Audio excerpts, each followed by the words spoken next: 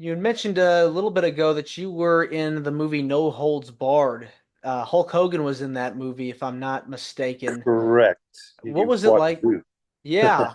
What was How it do you like? What was it like being a part of that production?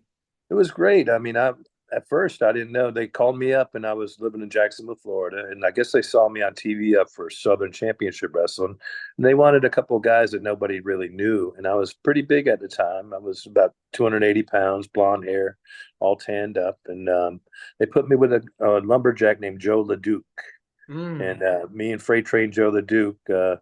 My uh, character in the movie was the short headbanger, and he was the tall headbanger, and I was probably about a foot taller than Joe.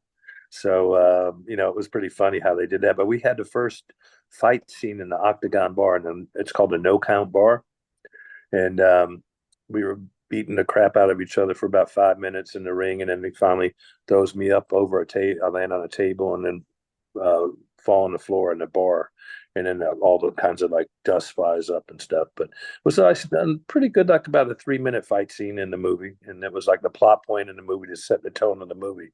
So after that, after the movie was over, um, they hired me full time with the WWF at the time. And I got to go on tour with them. And back then, WWF was running 3 towns a night.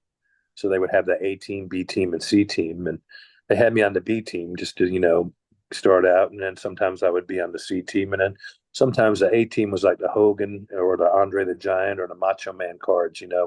They would stack the cards, with Demolition or Ultimate Warrior or the Rockers and Kurt Hennig. And, it was just like a stack card with, we'd have like 7 matches a night. And we were on the road maybe probably 14 days on, 3 days off, 10 days on, 2 days off.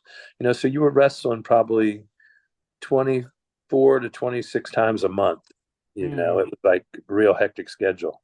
Yeah. Living out of a suitcase and traveling the world, living the dream. Yeah, it's definitely very grueling when you're constantly on that grind. And when you're working overseas, I know there's a lot of differences. Like when you Oh were yeah. in Japan, I know for sure that there were a lot of differences. Oh yeah. I mean, you're traveling. Like when I went to Japan, I was living in New York.